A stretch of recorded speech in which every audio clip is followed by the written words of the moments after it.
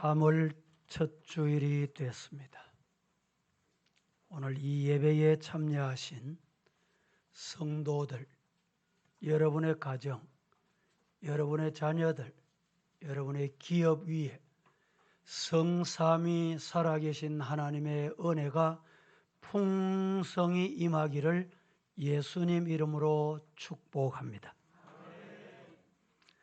아멘 하신 분에게는 풍성히 임할 줄로 믿습니다. 오늘은 열왕기상 제19장 말씀으로 엘리야에게 찾아온 위기, 엘리야에게 찾아온 위기라고 하는 제목으로 말씀을 드리도록 하겠습니다. 인생이 살다 보면 위기가 없으면 얼마나 좋으련만 뜻하지 않게 어느 날 이 위기로 말미암아 심신이 지치고 고달프고 하루하루 삶이 고통스러운 사람들이 많이 있습니다. 오늘 본문의 내용은 솔로몬 왕 이후에 이스라엘이 나라가 분열이 됩니다. 남왕국 유다와 북왕국 이스라엘로 말입니다. 그런데 북왕국에 활동했던 선지자가 바로 오늘 본문에 나타난 엘리야입니다. 엘리야 선지자가 활동하던 시대에는 아주 사회가 혼란하고 사악하고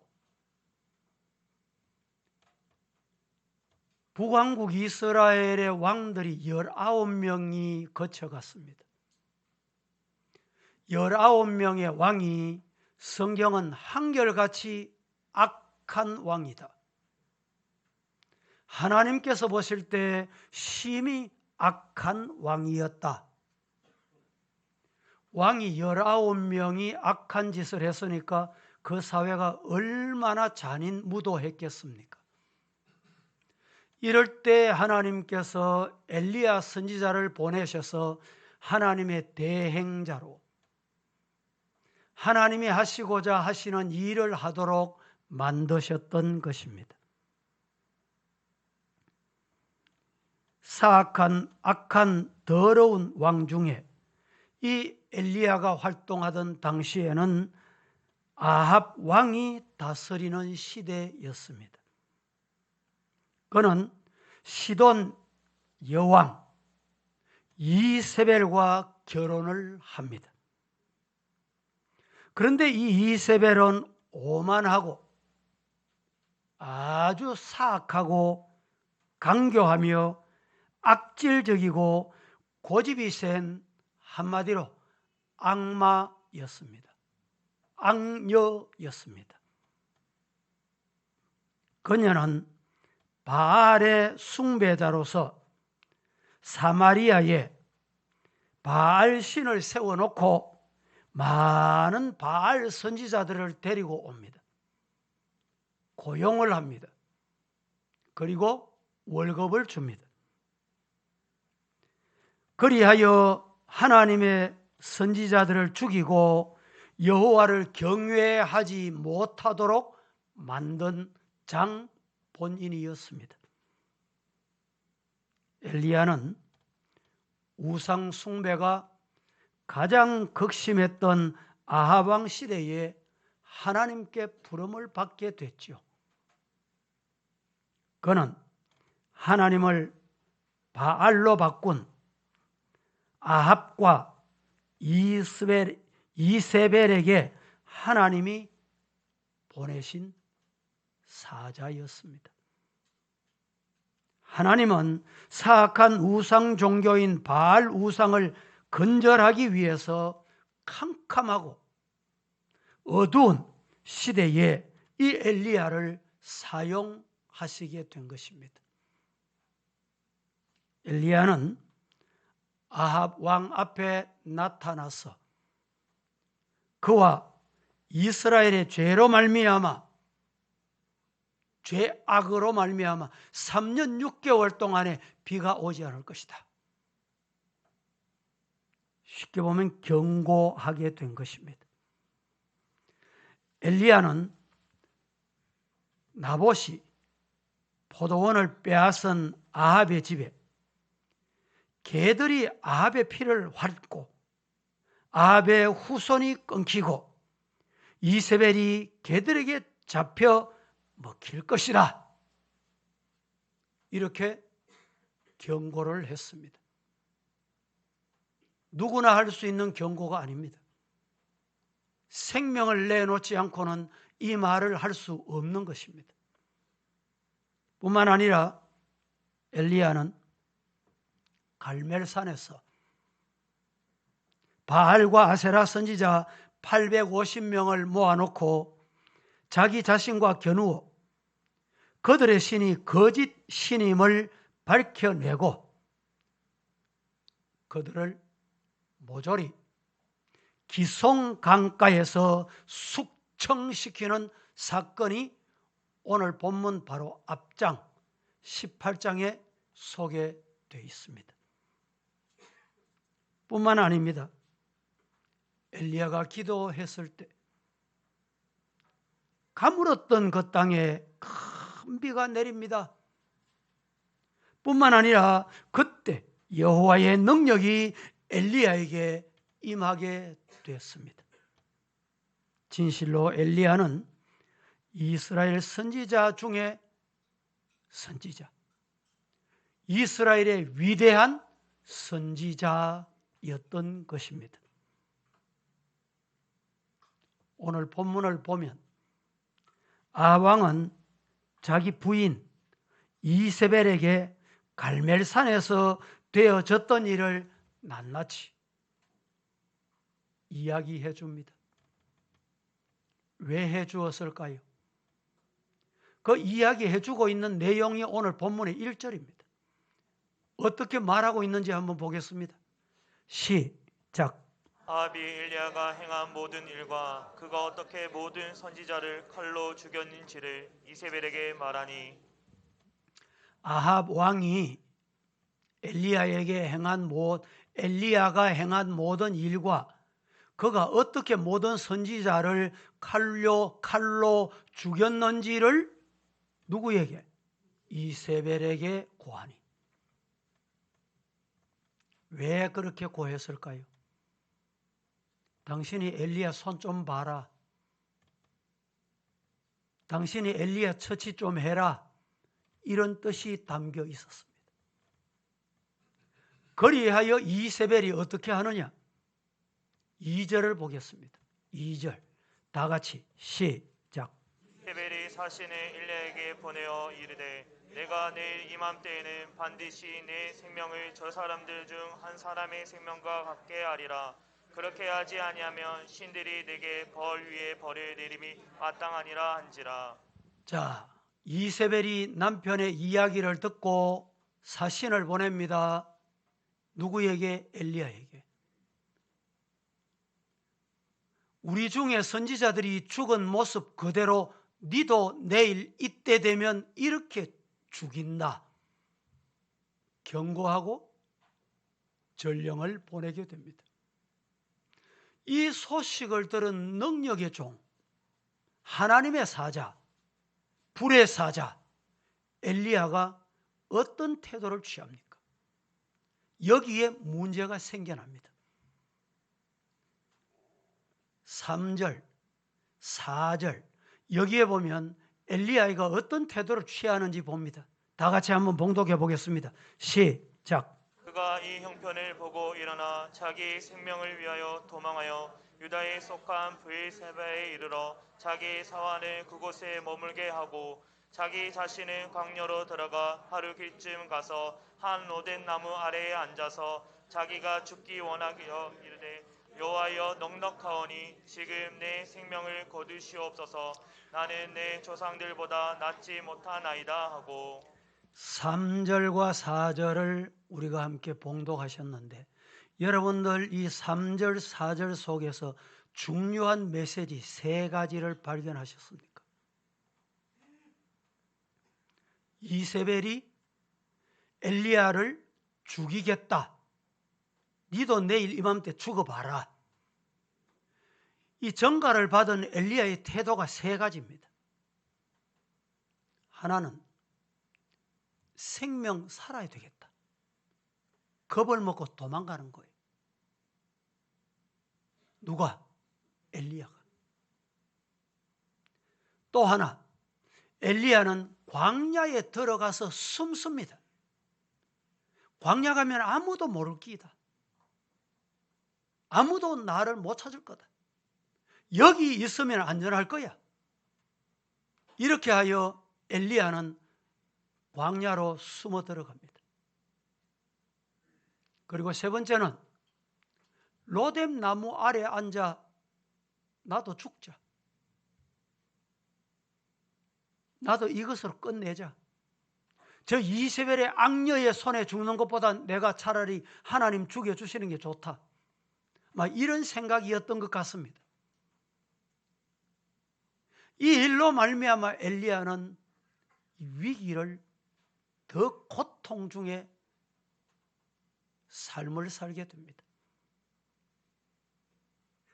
여러분, 우리는 여기서 중대한 인생의 문제를 대하게 됩니다. 불의 사자 엘리야 선지자가 죽기를 구하고 있다는 것은 하나님이 안 보이는 거예요. 슬픔 중에 슬픈 일입니다. 하나님 믿는 사람이, 하나님의 사자가, 오늘로 말하면 목사가, 장로가, 집사가, 평생 나는 신앙생활을 했다는 사람이 얼마나 슬픈 일입니까? 그 악녀, 그 우상의 우두머리, 그자의 말을 듣고 이렇게 두려워 떨 이유가 뭐 있냐 이 말이죠. 그래서 우리 성도들은 위기가 와도 정신을 차리고 깨어서 하나님 앞에 기도하는 성도가 되시기를 예수님 이름으로 축복합니다. 엘리야가 맞은 인생의 위기는 결코 우리와 무관하지 않습니다. 이 말을 가까이 말하면 나 개인과도 무관하지 않다 이 말입니다. 그래서 오늘 이 시간에 두 가지 말씀을 드리려고 합니다.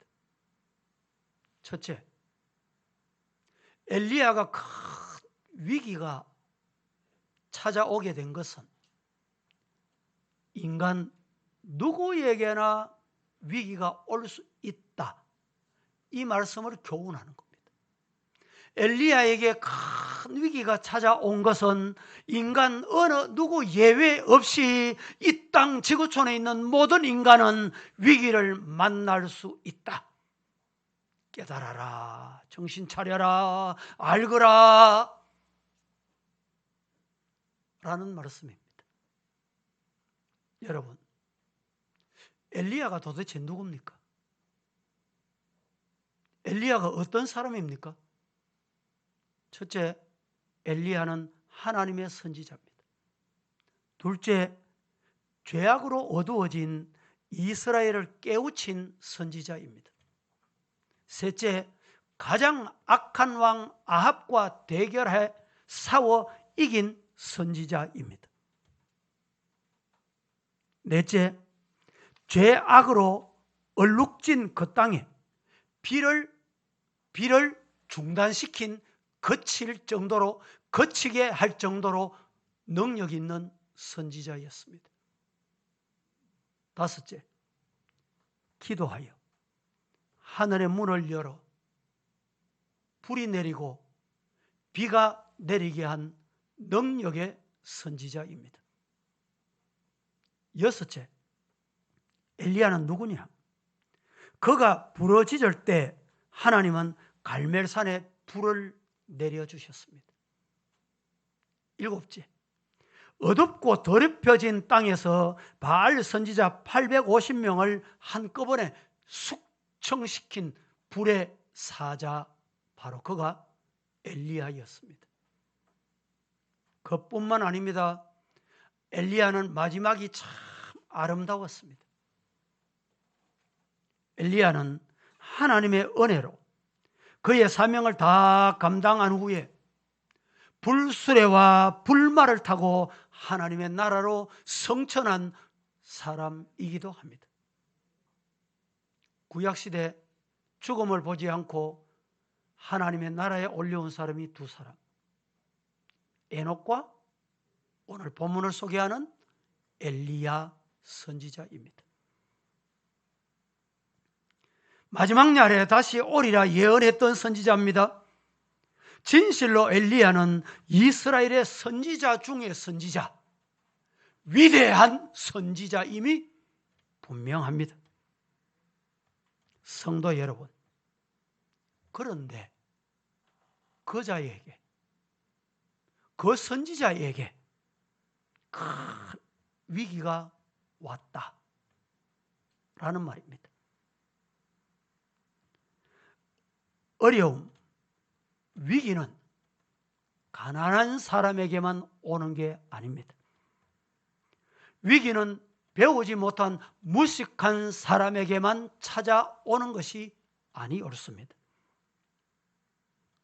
성도들에게 이 위기가 올 때 처음 믿는 초신자, 교회 생활을 얼마 하지 않는 사람에게만 위기가 오는 것이 결코 아니옳습니다. 그래서 성경은 조심하거라, 깨어 있거라, 판단 잘해라, 교만하지도 말아라. 바울 사도가 고린도전서 제10장 12절에 그런즉 선줄로 생각하는 자는 넘어질까 조심해라. 다 같이 봉독합니다. 시작. 그런즉 선줄로 생각하는 자는 넘어질까 조심하라. 교만하면 안 된다, 이 말씀입니다. 그런데 여러분, 우리는 여기에서 눈여겨보아야 할 교훈이 있습니다. 그것은 그가 언제 이런 위기를 맞았느냐라고 하는 점입니다. 사람들은 흔히 어떤 일을 실패한 뒤에 왕왕 위기가 온다 생각합니다. 사업 실패한 뒤에 인생을 포기하는 사람이 있습니다. 대학 시험에 불합격한 뒤에 풍덩대학에 뛰어드는 사람이 있다라고 말합니다. 실현당한 뒤에 절망하는 이들이 많습니다. 일반적인 현상들은 대부분 실패한 뒤에 찾아오는 것이 맞습니다. 그러나 엘리야가 맞은 위기는 그것과는 달랐습니다. 성공한 뒤에, 하나님의 능력을 경험한 뒤에, 하늘에서 불이 내리게 한 뒤에, 가뭄의 땅에 비를 내리게 한 뒤에, 능력을 행한 뒤에 엘리야에게 이 위기가 찾아왔습니다. 18장, 오늘 본문 바로 앞장에 보면 얼마나 엄청난 승리를 거두었는지를 낱낱이 소개해 줍니다. 하늘이 불을 내리고 더러운 우상 종교의 선지자 850명을 대대적으로 숙청하고 3년 반 동안 감으로 고통당하는 이들에게 우리와 성정이 같은 사람이로되 엘리야가 다시 기도하니 하늘이 비를 내리고 이런 선지자였습니다. 그런데 보세요. 그 위대한 선지자가 오늘 4절에, 그렇게 능력의 선지자가 오늘 4절에 죽기를 고하고 있습니다. 여호와여, 넉넉하오니 지금 내 생명을 주님 데려가십시오. 죽고 싶습니다. 하나님이 나를 죽여주소서. 저 이세벨의 악녀의 손에 죽는 것보다 하나님이 나를 죽여주시기를 바랍니다. 이렇게 고하고 있습니다. 여러분, 인간의 본연의 모습은 죄악으로 얼룩져 있기 때문에 누구나 다 약하디 약한 존재입니다. 하나님의 사자가 저럴 수 있어? 하나님의 사자 맞아? 맞습니다. 그도 인간인 것입니다. 그래서 지금 캐톨릭에는, 구교에서는 교황, 캐톨릭의 세계 왕입니다. 한마디 하면 성경의 권위와 같은 권위로 순종하고 따릅니다. 그런데 우리 개신교는 여러분들이 생각하실 때도 지도자가 없다. 미국의 빌리 그리함 같은 목사님이 세계적인 전도자 아닙니까? 하나님은 마지막에 모세의 무덤이 어디에 있는지 못 찾도록 만들듯이 인간을 높이지 않는 분이에요. 성경에서 말씀하고 있는 많은 인물들은 하나님이 이렇게 만드셨다는 것을 교훈하고 있습니다. 깨달으시기를 주님 이름으로 축복합니다. 여러분, 힘 준다고 되는 게 아니에요. 용 선다고 되는 게 아니에요. 하나님이 하셔야 됩니다. 믿으시기를 주님 이름으로 축복합니다. 삼손도 넘어졌습니다. 그 거장 골리앗도 넘어졌습니다. 내 사전에는 불가능이 없다 소리치던 나폴레옹도 이 땅에서 지금 온데간데 없습니다. 큰 소리 치면서 살자는 이 세상에 여러분 아무것도 남기지 않게 만드십니다. 왜냐하면 성공 후에 기다리고 있는 것은 대성공이 아니라 절망뿐입니다. 인생의 위기는 배고플 때 오는 것만이 아닙니다. 배 부를 때도 온다. 모세는 우리에게 이렇게 가르쳐줍니다. 배고플 때만 위기가 아니라 배 부를 때도 위기가 있더라 이 말이죠. 성경 한번 보실까요? 다 함께 신명기 8장 12절부터 14절 잘 맞추셔서 시작. 내가 먹어서 배부르고 아름다운 집을 짓고 거주하게 되며 또 내 소와 양이 번성하여 내 은금이 증식되며 내 소유가 다 풍부하게 될 때에 내 마음이 교만하여 내 하나님 여호와를 잊어버릴까 염려하노라. 여호와는 너를 애굽 땅 종되었던 집에서 이끌어내시고. 제가 한 번 더 봉독해 드립니다. 잘 들었어요. 네가 먹어서 배부르고 아름다운 집을 짓고 거주하게 되며 또 네 소와 양이 번성하며 네 은금이 정식되며 네 소유가 다 풍부하게 될 때, 배부를 때, 풍부할 때 14절에 내 마음이 교만하여. 하나님 없어도 내가 부자 되잖아. 하나님 없어도 내 할 대로 하잖아.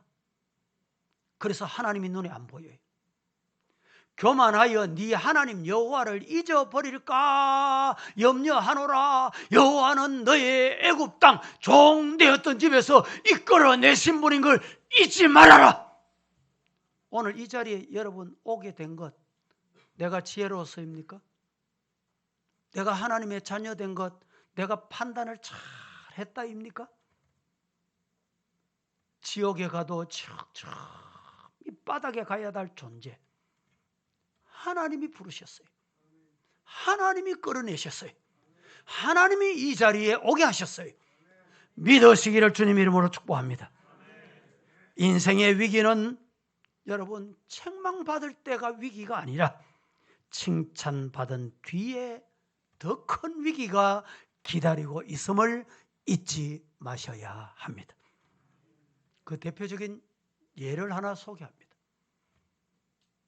예수님께서 어느 날 많은 사람들이 선지자다, 예레미야다 이 소리를 들으시고 제자들에게 자, 그럼 너희들은 나를 누구라고 하느냐? 나를 어떻게 하느냐 물으셨어요. 그때 예수님을 따라다니는 제자 중에 베드로가 주님은 그리스도시요 살아계신 하나님의 아들입니다. 이 고백을 주님께서 들으시고 얼마나 기쁘셨던지, 얼마나 놀라우셨던지 베드로에게 어떻게 말씀하신지 아세요? 성경 보겠습니다. 마태복음 16장 18절에 베드로에게 이렇게 말씀합니다. 시작. 또 내가 내게 이르노니 너는 베드로라. 내가 이 반석 위에 내 교회를 세우리니 음부의 권세가 이기지 못하리라. 베드로의 고백을 들으시고 예수님이 너무너무 기쁘셔서 너는 베드로다. 내가 이 반석 위에 이 신앙 고백 위에 교회를 세우는데 음부의 권세가 이기지 못한다. 공중의 권세 잡은 악의 영이 교회를 넘어뜨리지 못한다. 누구를 향해 하신 말씀이에요? 베드로를 향해서. 베드로의 뭘 보시고 말씀하셨어요? 신앙 고백을 들으시고 그 바로 다음 절에 예수님이 십자가 질 것을 말씀합니다. 그때 베드로가 아니 예수님 그러시면 안 됩니다. 그러실 수 없습니다. 손사래를 칩니다. 그때 예수님께서 바로 이어서 이 베드로에게 하신 말씀이 있어요. 봅니다. 마태복음 16장 23절 시작. 예수께서 돌이키시며 베드로에게 이르시되 사탄아 내 뒤로 물러가라. 너는 나를 넘어지게 하는 자로다. 내가 하나님의 일을 생각하지 아니하고 도리어 사람의 일을 생각하는도다 하시고. 이 말씀을 보면 여러분 좀 이상 안 합니까? 예수님이 네 음부의 권세가 이기지 못하도록 네 이름 위에 네 신앙 고백 위에 교회를 세우겠다 하셨는데 이제는 이 말씀에 23절에 와서는 예수께서 돌이키시며 누구에게 말씀합니까? 베드로에게 말씀하시기를 사탄아 내 뒤로 물러가라. 물어봅니다. 예수님도 참 이상하시다. 방금 몇 분이 됐는지 모르지만 전에 베드로를 그렇게 칭찬하시다가 베드로를 향해서 사탄아 물러가라. 예수님의 판단이 잘못된 겁니까? 여러분 칭찬 들을 때 일이 잘 될 때 내 생각대로 될 때 내 계획대로 될 때 조심하셔야 합니다. 그렇지 않으면 주님께로부터 사탄아 내 뒤로 물러가거라. 꾸중과 책망을 받게 될지도 모른다는 사실입니다. 여러분 엘리야가 맞은 위기는 실패 뒤에 온 것이 아니라 성공 뒤에 온 것입니다. 그런즉 살기가 편한 때는 더욱더 조심해야 합니다. 오늘날 살기 좋습니까? 너무너무 행복한 세상입니까? 두고 가기에 아까운 세상입니까? 하나님을 두려워하시기를 축복합니다. 돈이 잘 벌리는 때는 부도가 나는 때보다 더 큰 위기가 기다리고 있는지 모릅니다. 저금 통장의 액수가 불어날 때는 더욱 경성해야 할 때라는 것을 잊으면 안 됩니다. 그런즉 오늘 우리는 생명도 하나님이 주인, 내게 주신 시간도 하나님이 주인, 내가 가지고 있는 호주머니의 물질도 주인은 하나님이십니다. 하나님의 영광을 위해 드릴 수 있기를 예수님 이름으로 축복합니다. 성도 여러분, 항상 경성하여 깨어 있으십시다. 실패했다고 낙심할 것도 없고 성공했다고 우쭐대서도 안 됩니다. 참 행복과 축복은 만복에 거는 데서는 하나님께 있음을 믿으시기를 예수님 이름으로 축복합니다. 이사야 26장 3절 말씀 다 같이 시작. 주께서 심지가 견고한 자를 평강하고 평강하도록 지키시니니 이는 그가 주를 신뢰함이니이다. 여러분, 심지가 잘 내려지고 뿌리가 깊이 내려지는 성도가 돼야 된다. 그래서 위기가 와도 이겨 승리하거라. 이 말씀을 주시고 싶어 합니다. 두 번째,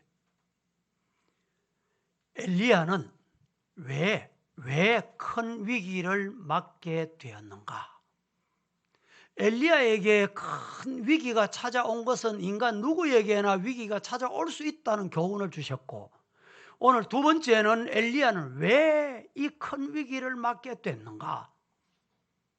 여러분, 병원에 가면 문제가 생겨서 건강에 이상 신호가 와서 병원에 가면 의사는 바로 약을 처방하는 법이 없습니다.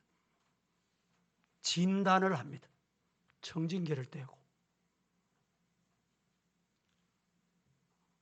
혈압을 재고 맥박을 확인하고 그 다음에 뭐 하는지 압니까? 묻습니다. 배가 아프십니까? 예, 아픕니다. 어디에 아픕니까? 오른쪽입니까? 왼쪽입니까? 이쪽에 이렇게 아픕니다. 이러면 의사가 눌러봐요.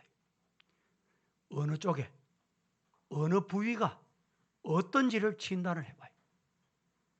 그러고 난 다음에 엑스레이를 찍고 여러 가지 검사를 하게 돼요. 그 검사 속에 피가 혹시 염증이 있는지, 위에 문제가 있는지, 콩팥에 문제가 있는지, 췌장에 문제가 생기는지 의사가 진단을 하고 진단 후에 처방을 합니다.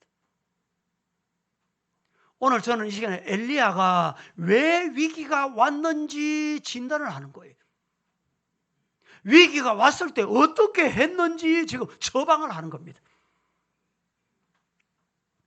누가 보아도 열왕기상 18장에 나타난 엘리야의 역사는 엄청난 사건입니다. 죄악과 우상으로 뒤덮인 북왕국 이스라엘에서 이와 같은 통쾌한 일이 있었다는 것은 정말 참으로 놀랍고 놀라운 일이 아닐 수 없습니다. 그런데 그 승리의 주인공, 그 엘리야가 왜 절망의 자리에 빠지게 됐는가? 왜 절망의 자리에 다다르게 됐는가? 위기를 맞게 된 이유가 몇 가지 있습니다. 엘리야가 위기를 맞게 된 이유는 첫째, 스스로 광야로 들어갔다는 것입니다.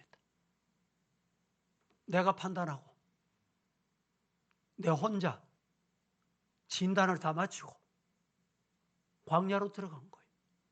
이것이 위기를 초래하게 된 원인이다 라는 말입니다. 하나님 때문에 승리했던 그가 하나님을 제쳐놓고 하나님을 부르던 그가 스스로 생각하고 스스로 판단하는 자리에 빠지게 된 것입니다. 성도 여러분, 우리는 깨어 정신을 차려야 합니다. 내 스스로 지혜, 내 스스로 판단, 내 스스로 기준은 하나님 보실 때 대단히 위험하다라는 말입니다. 시험에 들고 낙심하는 자, 여러분 가만히 보면 모두가 다 스스로 판단합니다. 스스로 내 판단대로 합니다. 내 생각대로 갑니다. 그리고 스스로 또 답합니다. 스스로 관계를 단절하기도 하고 스스로 그만 판단해서 움직여버립니다. 이것이 위기의 가장 중요한 원인이다라는 말입니다.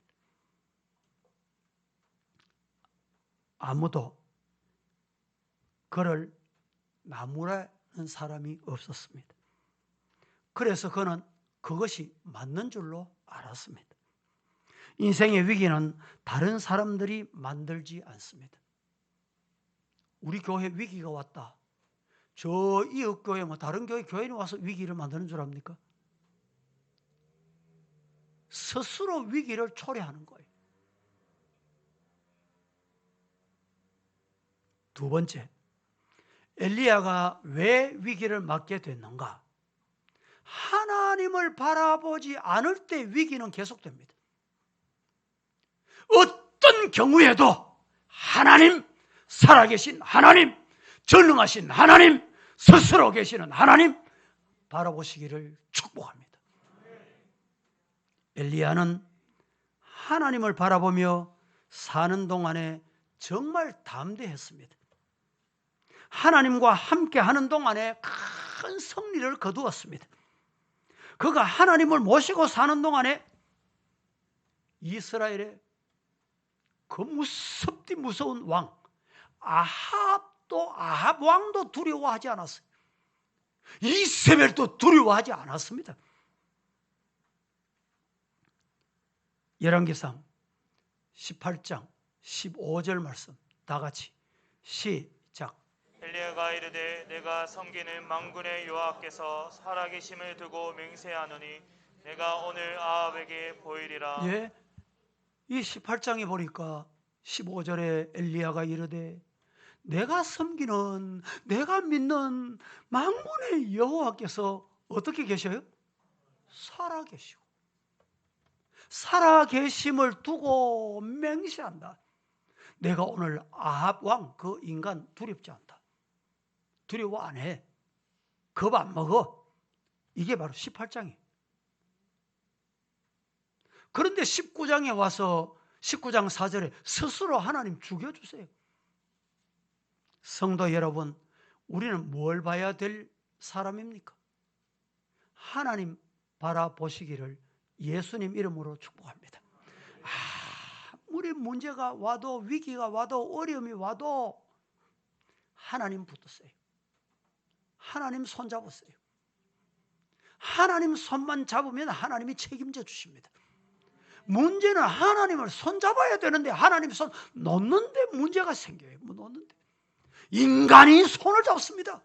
죄악과 손을 잡아요. 세상과 손을 잡아요. 죽음의 길로 가는 길입니다. 신앙이란 뭐냐? 신앙이 뭡니까? 주님을 바라보는 것이다. 신앙이란 주님을 바라보는 것이다. 시작. 신앙이란 주님을 바라보는 것입니다. 믿음이 뭡니까? 믿음은 주님만 바라보는 것입니다. 저와 여러분은 주님만 바라보기를 예수님 이름으로 축복합니다. 세 번째, 엘리야가 왜 위기를 만났는가? 자만할 때, 교만할 때 항상 위기가 도사리고 있습니다. 위기가 찾아옵니다. 성도 여러분, 엘리야는 만군의 여호와를 위하여 열심히 특심하다고 여러분 자만했습니다. 어느 정도 자만했느냐? 이스라엘 자손이 다 주의 언약을 버리고 주의 단을 헐며 선지자를 죽였나이다. 그리고 이렇게 말합니다. 하나님, 오직 내 혼자 남았습니다. 내만 했잖아요. 내가 했잖아요.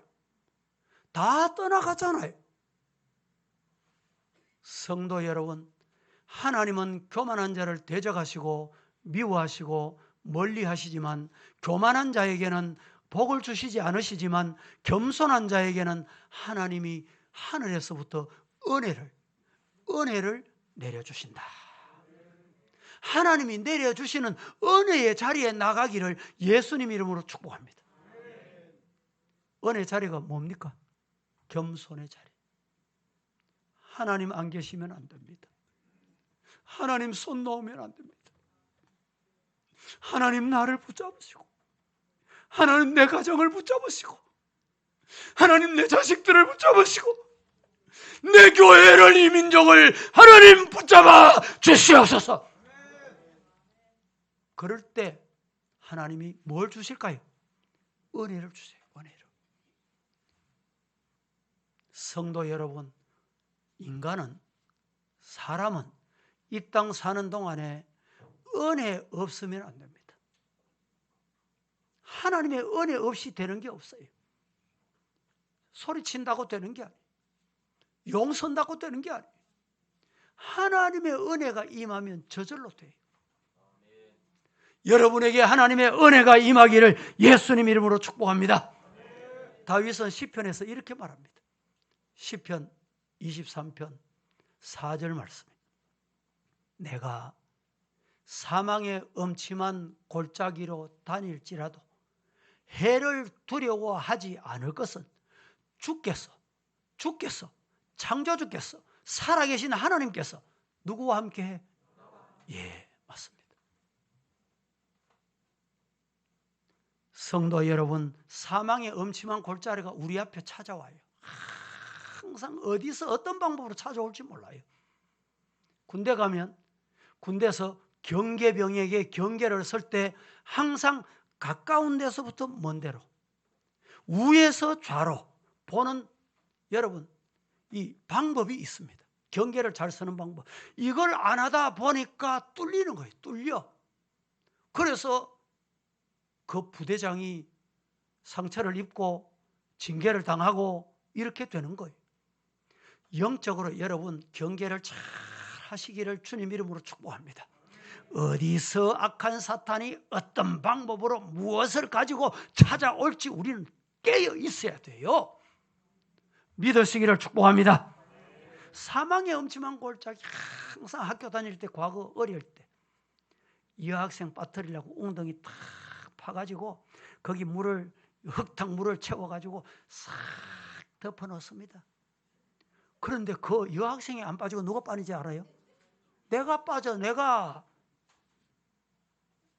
정신 차리셔야 돼요. 사망의 엄침한 골짜기로 다닐지라도 해를 두려워하지 않는 성도. 왜 두려워하지 않느냐? 주님이 내 손잡고 계신다. 주님이 나와 함께 계신다. 하나님은 살아계시고 눈동자같이 나를 지켜보고 인도하신다. 믿으시기를 주님 이름으로 축복합니다. 네 번째, 엘리야 선지자가 왜 이 위기를 초래하게 됐느냐? 기도하지 않을 때 위기가 찾아옵니다. 위기가 언제 찾아오느냐? 기도하지 않을 때 위기가 찾아와요. 여러분이 생각하실 때, 아니 목사님, 엘리야는 기도의 사람이잖아요. 그렇습니다. 저도 부인하지 않습니다.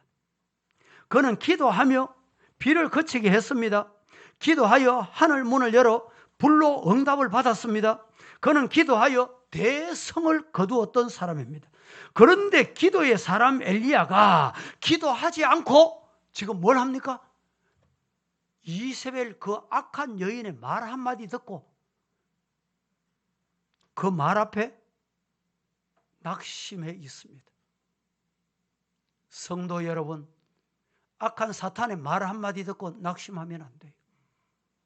악한 마귀 사탄이 뭐라고 하든지 우리는 뭘 하면 돼요? 그렇죠. 기도하면 돼요. 우리 성도들, 기도하는 성도 되기를 주님 이름으로 축복합니다. 내 개인 건강, 가정, 자식, 사업, 우리 교회 막혀있고 산더미같이 막혀있는 것. 산 넘어 산이라는 말이 이해가 돼요. 산 넘어 산이. 목사님 이거 하나 해결해 주세요. 해결했습니다. 해결하면 또 산이 또 있어. 또 다른 산이 또 기다리고 있어요.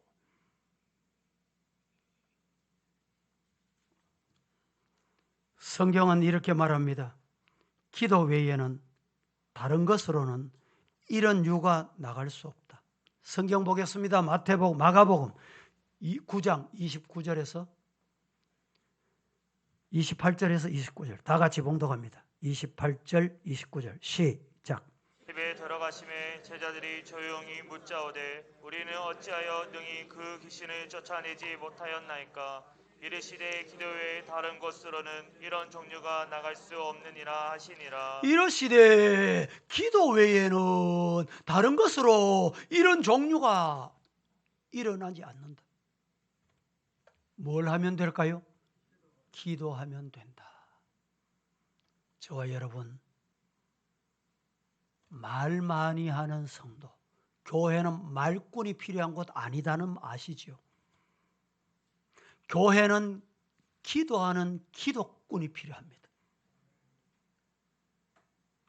어느 교회에서는 기도꾼 훈련 이렇게 해서 기도를 훈련하더군요.